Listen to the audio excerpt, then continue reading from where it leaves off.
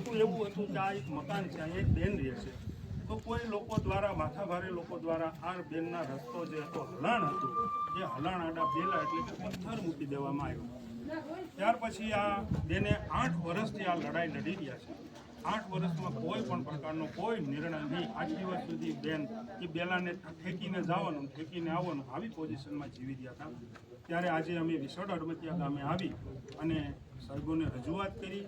અહીંયા પીડીઓ ડીડીઓ મામલતદાર શ્રી પ્રાંત અધિકારી પીઆઈ શ્રી ડીવાયએસપી એસપી સહિતના ઉચ્ચ અધિકારીઓ તમામ સ્થળ ઉપર આવ્યા, પણ તમામ અધિકારીઓએ ઊંચા હાથ કરી દીધા છે। તમામ અધિકારીઓએ એવું કહી દીધું કે મેટર કોર્ટમાં છે એટલે અમે કાંઈ કરી શકીએ નહીં। પણ અમારી જાણવા મુજબ પ્રાંત અધિકારીને પોતાને પાવર છે કે આનો રસ્તો ખુલ્લો કરી શકે। કોર્ટનો કોઈ પણ પ્રકારનો નિર્ણય નથી। જ્યાં સુધી કોર્ટ નિર્ણય ન આપે ત્યાં સુધી કોઈનું હલાણ બંધ કરી ન શકાય આવું કાયદો કહે છે। પણ કાંઈ વાંધો નહીં, આજે તમામ અધિકારીઓને કાયદાને માન આપી અને અમે પણ નિર્ણય લીધો છે કે કોર્ટની તારીખ આગામી તારીખ 6/8/2025 છે, તો 8 વર્ષ રાહ જોઈ છે।